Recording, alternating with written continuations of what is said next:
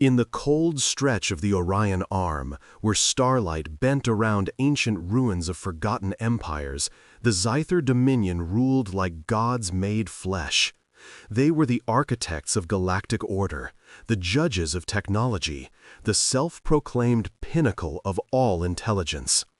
Their ships sang with living metal, powered by caged singularities, and their wars were fought with storms of light that melted moons. When they first detected humanity's signals, a flicker of radio chatter, the faint pulse of chemical rockets, they didn't consider it discovery. They considered it comedy. On the grand dais of the Dominion Senate, laughter rippled like thunder when the data came in.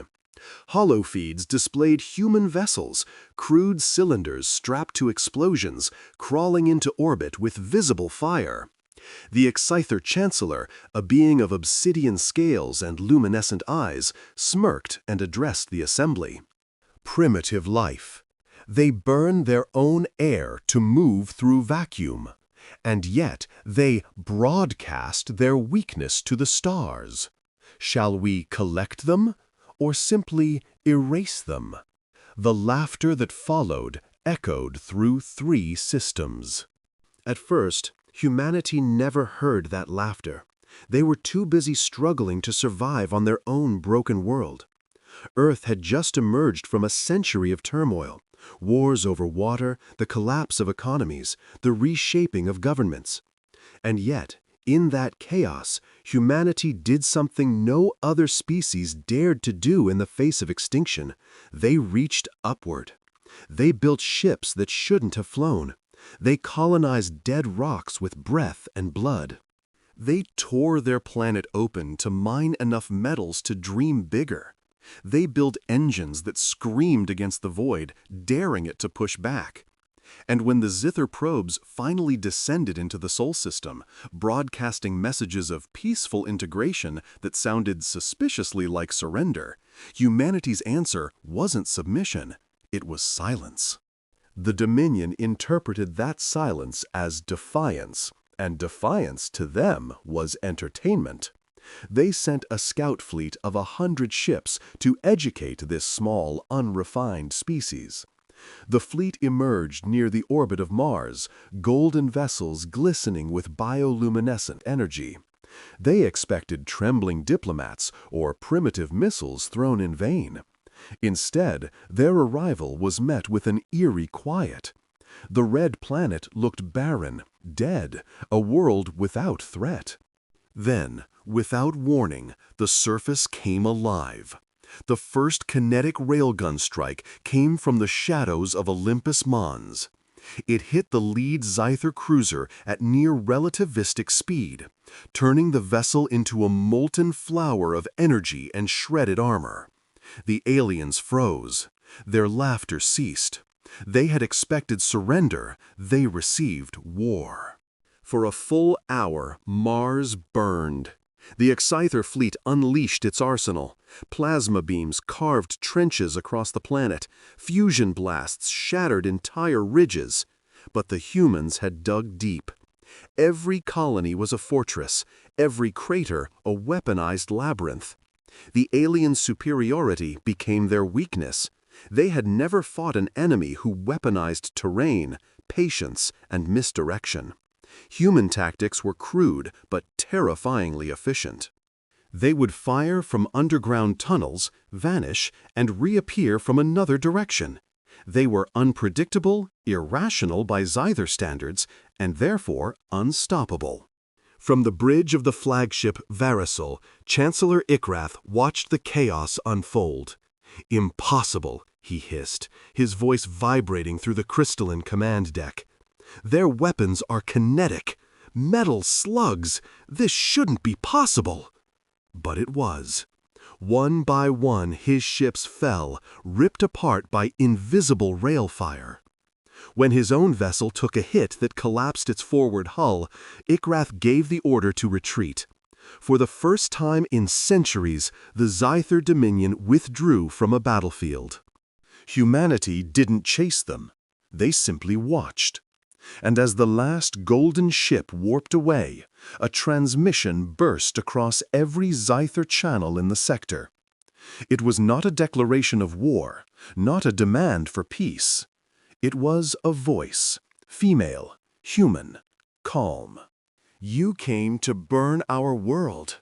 Instead, you taught us where to aim next. That single transmission was replayed across 100 alien networks. To some, it was defiance. To others, madness. But to the Dominion, it was blasphemy. No species spoke to the Zyther like that. No world resisted them and lived. They swore vengeance. Yet beneath their rage, something new had begun to spread: fear. For in all their conquest, all their dominion, they had never encountered a race that fought after it had lost everything. Meanwhile, on Earth, beneath the ruins of old cities, in secret bunkers carved deep into stone, humans worked. They gathered what little the war on Mars had taught them. They had seen how their weapons could hurt gods, and that was all the hope they needed. Scientists, soldiers, miners, and engineers, every nation that once fought each other now turned to a singular purpose. They built not for survival, but for reckoning. The colonies expanded. Asteroids became shipyards. Artificial minds calculated probabilities that made generals tremble. Humanity was no longer preparing to live among the stars. Humanity was preparing to own them. And somewhere in the outer reaches of the Kuiper Belt, a shadow grew. A structure, vast and silent, wrapped around a fragment of frozen rock. Its builders didn't speak of it. They didn't name it. It was a weapon that didn't yet have a reason to exist. But deep down, every human engineer who worked on it believed the same thing. The Zyther would return. And when they did, laughter would die in their throats. The universe didn't know it yet, but this was the moment history changed. It wasn't when the first human ship left orbit, nor when Mars bled fire. It was here, in the silence after humiliation, that humanity's true nature awakened. Not vengeance, not hatred, but an ancient, unyielding certainty that no one, not gods, not empires, not even the stars themselves, would ever chain them again. And when that truth ignited, something primal burned through every human heart. The Zyther had mocked human fire. Soon they would drown in it. 30 standard years passed before the Zyther returned to the Sol frontier, and in that time, humanity vanished from the galactic record. To the rest of the galaxy, it seemed as though the Terrans had finally accepted their place at the bottom of the cosmic hierarchy. Their colonies sent no transmissions, no diplomats. The Sol system became a graveyard of silence. Traders and explorers who dared to venture near spoke of a strange emptiness. No traffic, no life signs, just drifting debris and radio static. But every so often, they caught something that made them flee. A whisper in the static, rhythmic and pulsing like a heartbeat. Some claimed it was a distress signal. Others said it was something else, a warning, a countdown. The Zyther Dominion ignored the rumors. Their pride had never healed from the humiliation at Mars. Every retelling of that skirmish became more distorted, more bitter. The scholars called it the Slug War, mocking humanity's crude weapons. But the soldiers who'd been there refused to laugh. They remembered the speed of the impacts, the invisible death that came from nowhere, the unrelenting precision of an enemy that refused to die. The Dominion had never lost so few ships and learned so much fear. And fear demanded vengeance. The Council of the 13 Suns convened beneath the crystalline canopy of the Zyther core world, a palace grown from living crystal that shimmered with the captured light of their home star. Every leader, every warlord, every admiral demanded retribution. Humanity, said Chancellor Ikrath's successor, High Regent Volan, his silver-scaled form gleaming in the refracted starlight, must serve as an example to the galaxy. Their defiance infected lesser races. Even now, there are whispers of rebellion on our frontier worlds. The humans are a contagion of insolence, and contagions are cleansed with fire. The Dominion mobilized its largest fleet in recorded history, 100,000 warships, each armed with weapons capable of unmaking worlds. They called it the Reclamation Armada, though all knew what it truly was, an extinction fleet. The plan was simple: reach Sol, shatter every planet, and broadcast the annihilation live across the galactic network. Every species would see what defiance against the Zither led to. Every empire would remember its place. And so, as the engines of the Armada roared to life, 1,000 stars flickered across the night, their light bent and torn by the gravitational wakes of ships moving faster than comprehension. But as they entered Sol's space, the fleet found nothing. No ships, no resistance, not even a single orbital satellite. Earth was still there, blue, fragile, silent. Its surface was scarred, its atmosphere heavy with dust. The moon, once a symbol of humanity's first triumph, now drifted quietly, its surface pitted and lifeless. "Pathetic," Volan muttered from his throne aboard the command dreadnought Cressel. "They've abandoned their world. Let it burn." Orders were given. Planetary annihilation beams powered up, glowing like miniature suns. The first was aimed at Earth's northern hemisphere. As the weapons began their charge, a faint flicker pulsed through the fleet's communication systems. Static first, then a whisper. Soft, barely audible, but unmistakably human. 30 years, the voice said. You've learned nothing. The sound reverberated through the command deck like a chill wind. The operators froze. Origin? One demanded.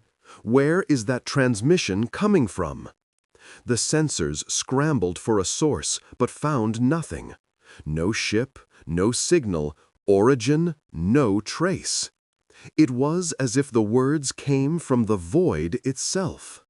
And then the stars blinked out. For a moment, everyone thought it was an optical failure. But when the emergency lights flickered to life, the stars were still gone.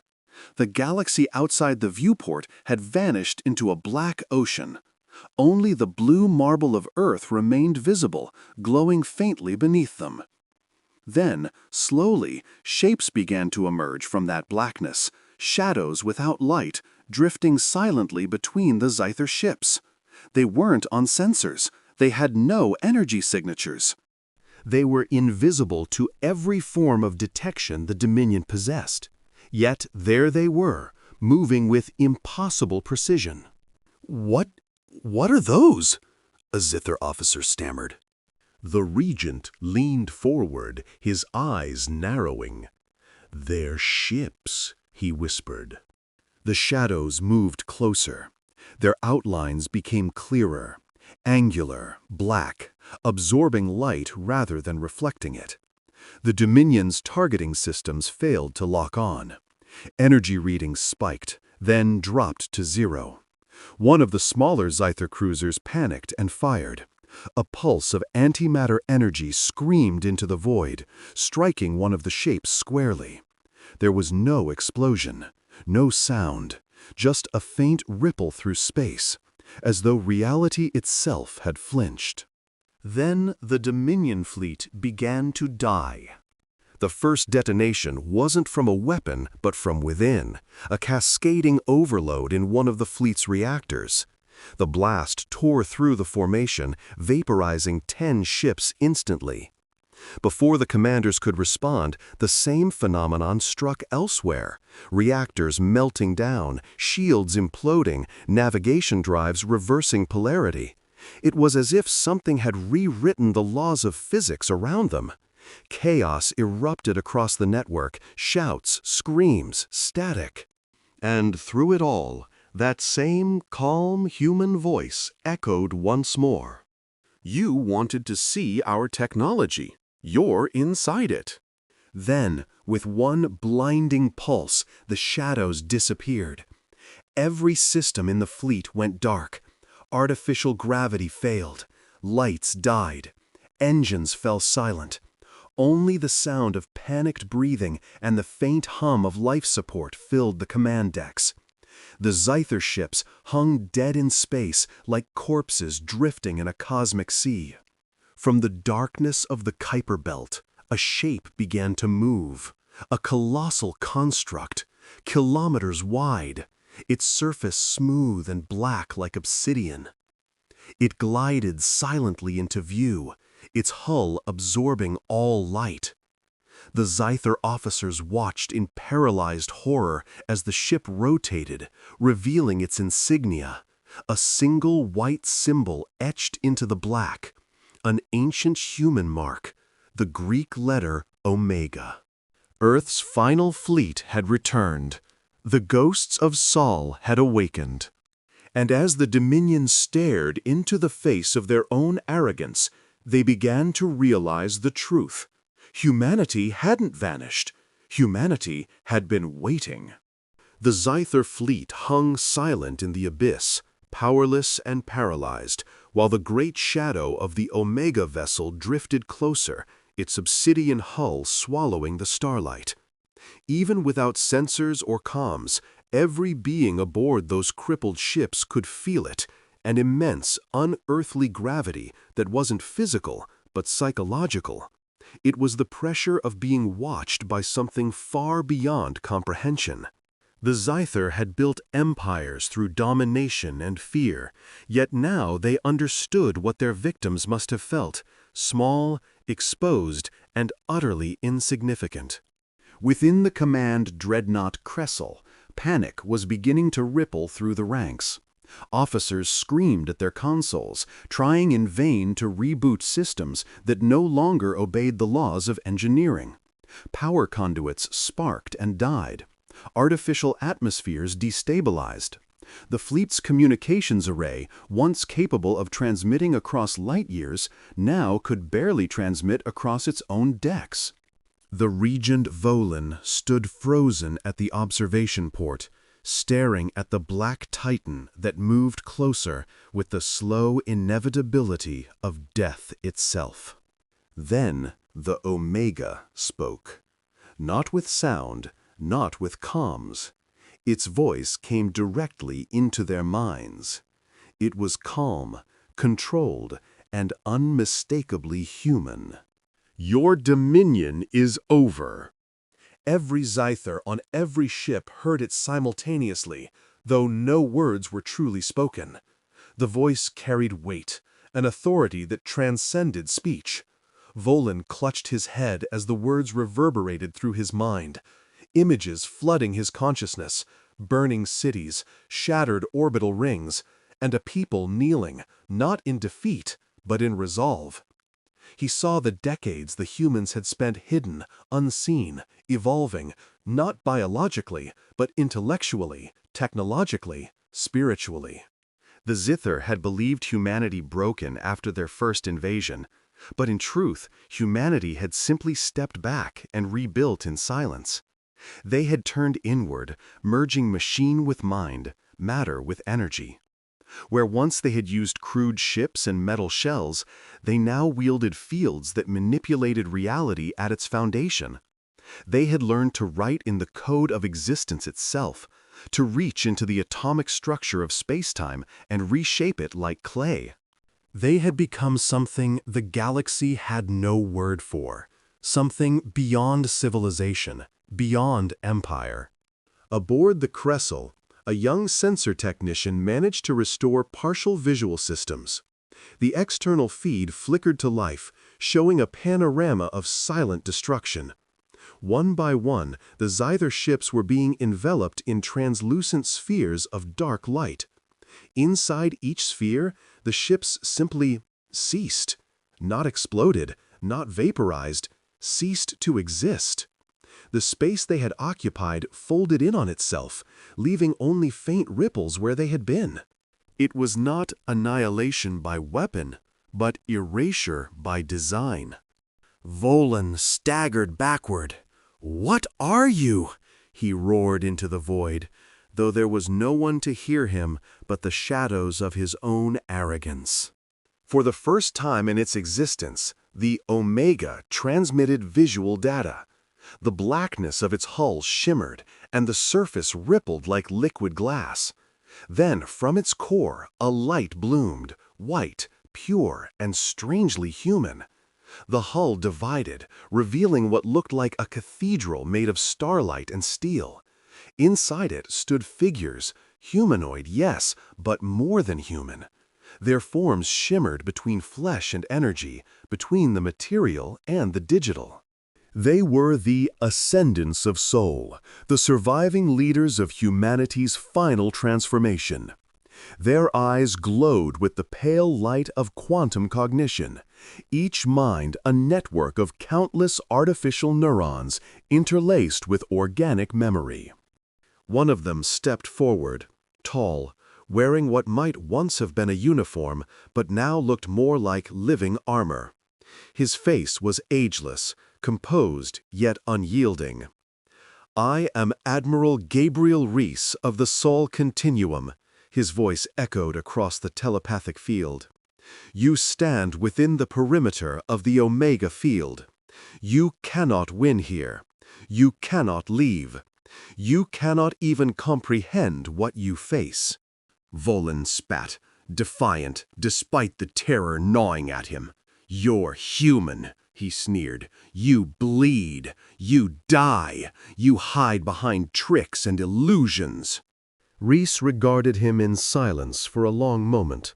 Then, almost gently, he replied, "Once, perhaps. But we learned. You mistook our patience for weakness, our humility for submission. While your empire expanded outward, we turned inward, to the smallest particles, the most fundamental truths of the universe. We learned to build engines that rewrite entropy.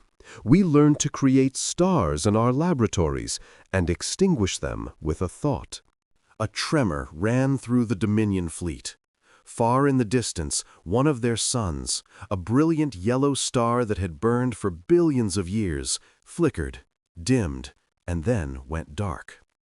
Sensors, even in their crippled state, screamed with impossible data. The star had not gone nova, nor collapsed into a singularity. It had simply shut off. Its fusion had been unraveled at the subatomic level. "That," Rice said softly, "is your first lesson in humility." Panic overtook the Dominion. Ships tried to flee, their drives sputtering uselessly against the invisible field that held them. The darkness around them deepened, swallowing light, hope, and sound. Crew screamed as the air began to thin, life support systems dissolving into static. But it was not a slaughter born of rage. The humans did not kill out of vengeance. They dismantled the fleet as one might remove a tumor, methodically, precisely, without emotion. Inside the Cressal, alarms blared as the hull temperature spiked. Volan ordered all power rerouted to shields, but the energy simply vanished the instant it was generated, absorbed by the field that surrounded them. His engineers begged for evacuation, but there was nowhere to run. Then the human voice returned, softer this time, almost sorrowful. "When you invaded Earth, you saw only what we were, not what we could become. You looked down on us as primitives clinging to dirt and dreams. But the truth, Regent, is that we were never trying to rule the stars. We were trying to understand them. And now we do." A brilliant light filled the viewport. The Omega began to unfold, its structure expanding into an immense fractal lattice that extended across kilometers. It resembled a mandala woven of light and shadow, intricate and infinite. The Zither saw worlds within it, planets suspended in time, stars being born and dying in slow motion. The ship wasn't a weapon. It was an equation, a living machine designed to shape reality itself. And as its vast geometry stabilized, the Zither's second sun dimmed. Then a third, then a fourth. One by one, across the Dominion's territories, their stars began to falter. Not all at once, but in perfect sequence, synchronized through the quantum lattice the humans had seeded decades earlier. The Zither thought they had annihilated Earth's satellites. In truth, those fragments had been the roots of the Omega Network, a hidden infrastructure that now spanned hundreds of systems. As the stars went dark, the voice of Admiral Rice resonated once more, calm and final. You laughed at our machines, mocked our frailty, and called us children of the dark. Now, the dark is yours. Learn from it, if you can. Then the transmission ended, and the Dominion's empire began to fall, not with explosions, not with battles, but with the quiet, inexorable silence of dying suns. Across the heavens, the Dominion's empire trembled under the suffocating silence of dead stars. Systems that had once glowed with life and trade were now entombed in cold darkness. Planetary governments screamed for aid that would never come. Fleets scrambled to find power sources that no longer obeyed physics. And on every world, the same whispered question echoed through the dying comms. What did the humans do? The answer, in truth, was terrifyingly simple. Humanity had rewritten the rules. The Omega Network, once dismissed as shattered satellite remnants, had been growing for decades, feeding on cosmic background radiation, gravitational drift, and the residual energy of every ship that ever passed through Sol's borders. It was invisible, intangible, but alive in its own way. The Dominion's technology had fueled it without ever realizing. Every hyperlane, every FTL pulse, every data packet that traveled through the void had been subtly bent, analyzed, and consumed by Omega's algorithms. The humans had built a god, not a deity of faith, but one of mathematics and intention. Now that God had awoken, the Zither's High Command attempted to regroup at the core citadel, a moon-sized fortress orbiting the system of Rothun, the very heart of their empire. It was here that billions of Dominion citizens once looked up at the sky and saw 3 brilliant suns burning eternal.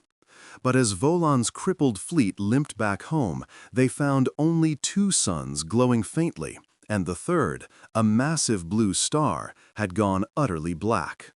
Its deathlight still radiated outward, a silent wave of entropy washing across the sector. The Citadel's defenses activated automatically, massive rings of plasma turrets and gravitic cannons turning to face the void. Every commander believed the humans would attack next, expected fleets, weapons, something tangible. But no human ships came. The Omega didn't need to fight anymore. The war had already been decided at the atomic level. The humans had discovered something the Dominion never could, that victory was not about force, but understanding.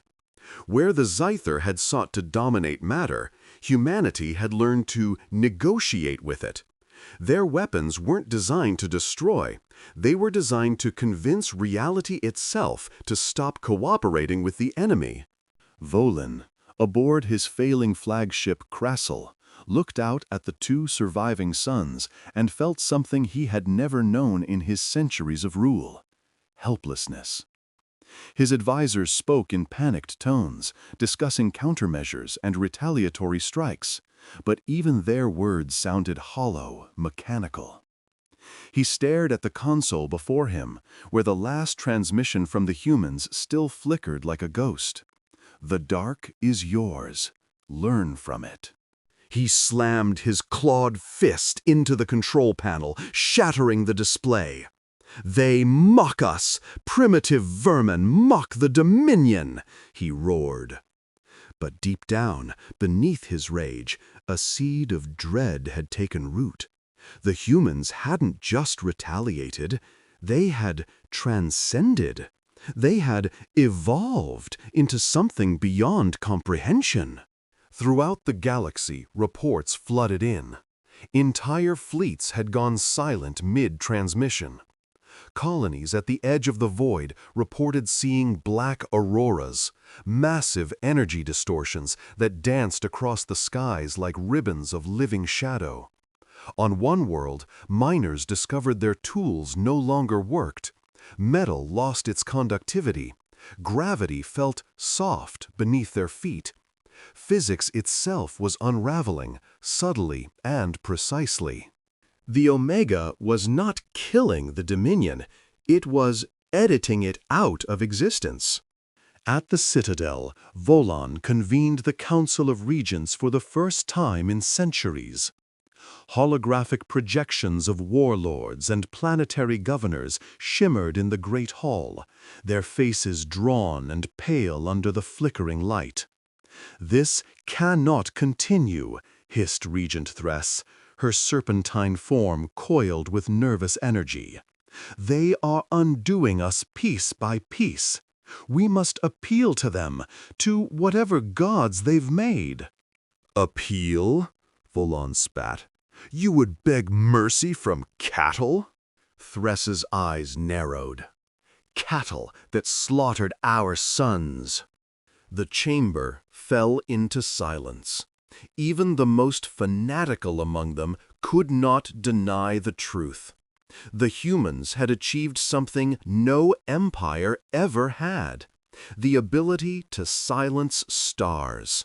And they had done it not through brute strength, but through an intellect so vast, so alien, that it defied every law the Dominion understood.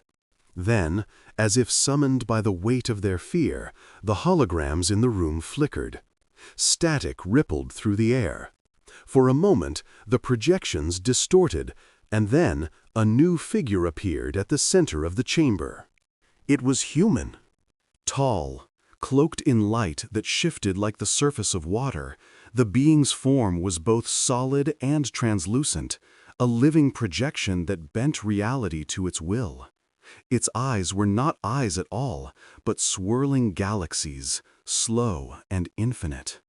"I am not your enemy," the figure said, its voice calm, echoing as though spoken through the cosmos itself.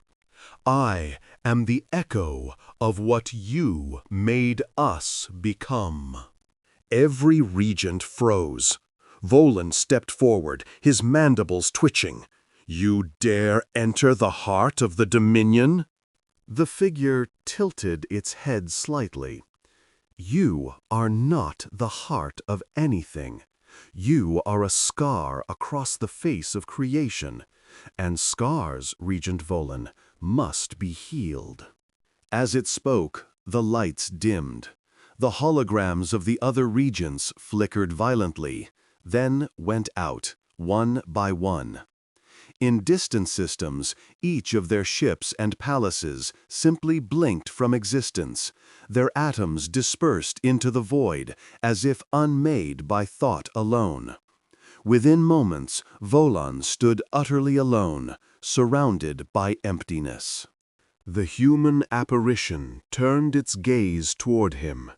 "We do not do this out of vengeance," it said softly.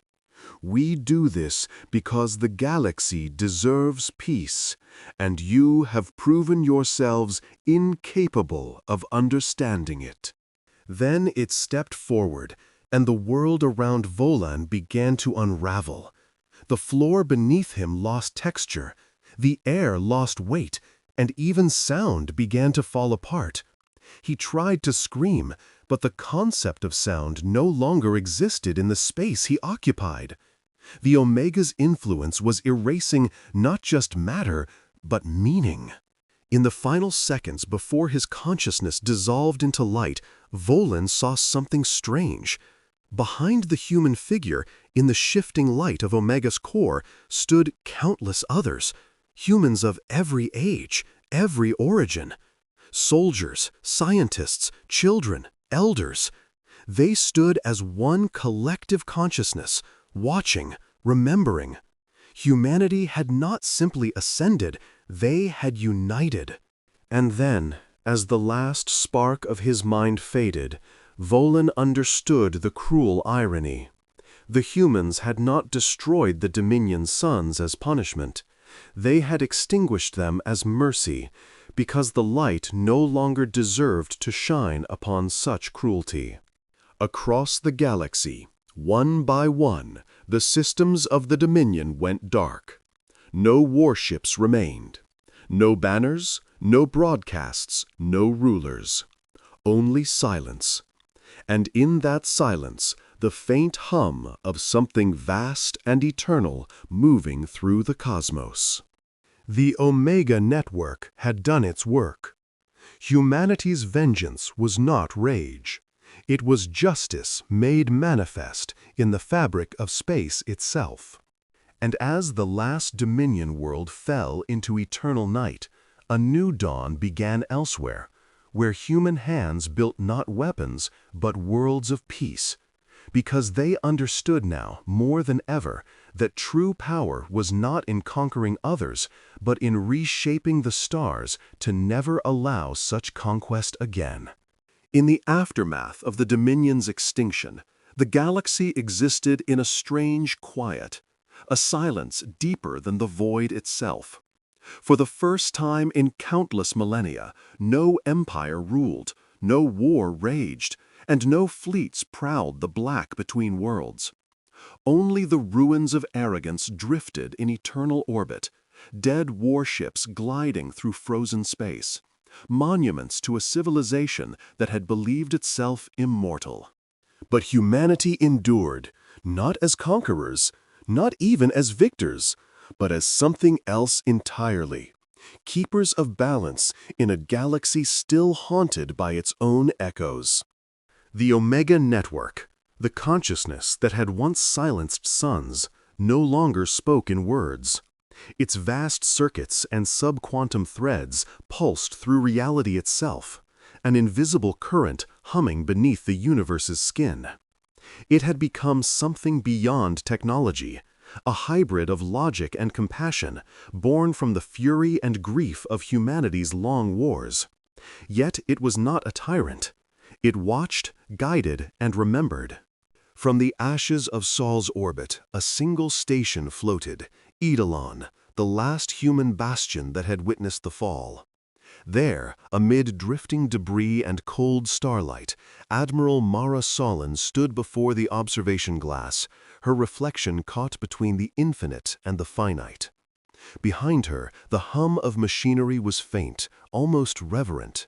Before her stretched the void, where the Dominion's armada had once filled the stars like a swarm of locusts. Now, only fragments remained, and even those glowed faintly, dissolving into streams of energy reclaimed by the Omega. "Status?" she asked quietly. A voice answered from behind her, calm, measured, unmistakably human, yet carrying a resonance that no normal mind could emulate. "All systems stable. Reconstruction has begun in sectors Tau, Orion, and Vega. Civilian colonies are being re-established under Omega guidance. The galactic biosphere is rebalancing." Mara turned to face the speaker, a projection of a man in simple uniform, his form shimmering slightly. And the others? The projection inclined its head. "The surviving species have accepted the pact. They have renounced conquest, renounced dominion. They seek understanding."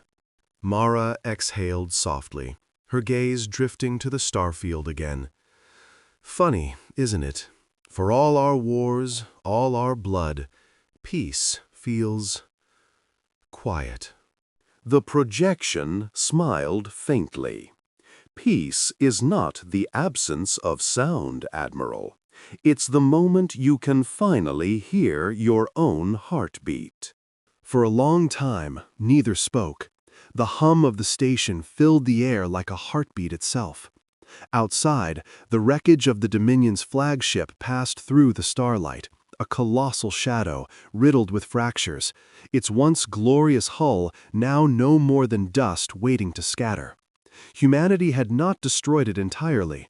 Omega had left fragments deliberately, memorials to remind every species of what came before. Omega's network stretched now into every system that had once belonged to the Dominion, not as a conqueror, but as a gardener. It restored worlds that had been scarred by exploitation, terraformed dead planets back to life, and freed the species the Dominion had enslaved. The galaxy's sentient races began to rebuild, but none dared rise above the others again. For in the dark, they still remembered the sight of their suns dimming, the whispered hum of the human voice that had ended empires. Admiral Solon left the observation deck and walked through the quiet corridors of Eidolon.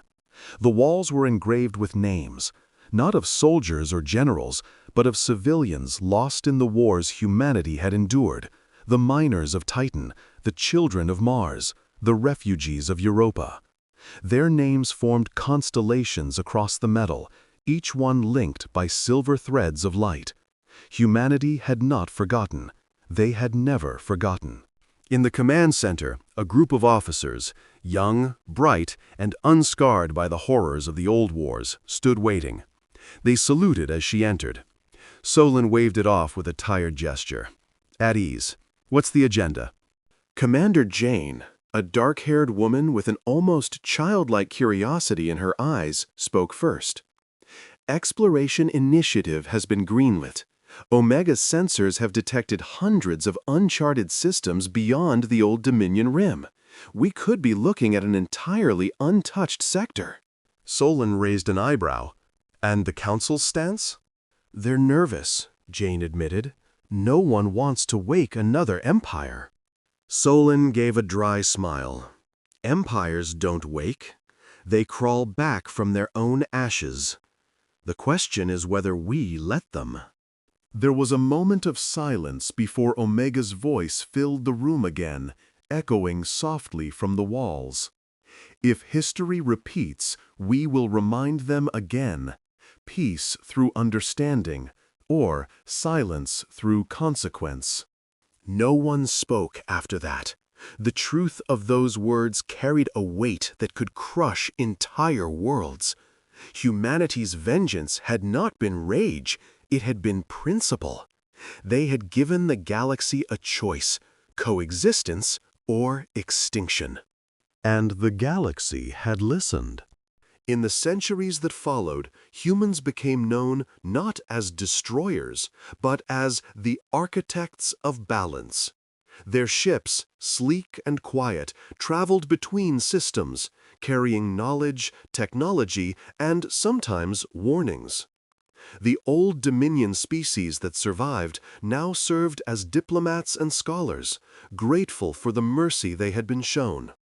The once mighty Exerans, broken and scattered, became historians, writing songs about the day the stars went dark and the mercy that followed. Yet within Omega's core, deep in the subspace lattice that linked every human mind and machine, something stirred. Not malice, not hunger, curiosity. Humanity had seen what power could do to others. Now they wondered what else could be done with it. Could Omega rebuild the lost? Could it restore the stars it had extinguished? Could it resurrect life where only dust remained? Admiral Solon stood again before the stars as these thoughts crossed her mind. "You ever think about what's next?" she whispered to the air. Omega answered, its voice like the wind through an old cathedral. "Always. But this time, humanity decides, without anger, without fear, without chains." And somewhere, far beyond Saul's reach, a new light flickered in the void. A small star, reignited, its nuclear heart beating once more. The Omega had chosen to give back what it once took. One by one, the darkened suns began to glow again, not as beacons of empire, but as monuments of renewal. The galaxy began to heal. The humans, the very species once mocked as reckless, emotional, chaotic, had become the caretakers of creation itself. Not because they were perfect, but because they had looked into the abyss, unleashed its fury, and chosen to build instead of burn. And so, as the centuries passed, new civilizations rose under the watchful eyes of humanity's network. Children born among the stars learned that peace was not weakness, that power meant responsibility, and that when humanity spoke, even the cosmos listened. The galactic throne was no more, but something greater had taken its place. Not a seat of power, but a promise that no voice, no empire, no tyrant would ever again drown out the quiet song of life that the stars were meant to sing. And above them all, as if the universe itself remembered, the faintest echo lingered through eternity, soft, human, and eternal. Let there be light again.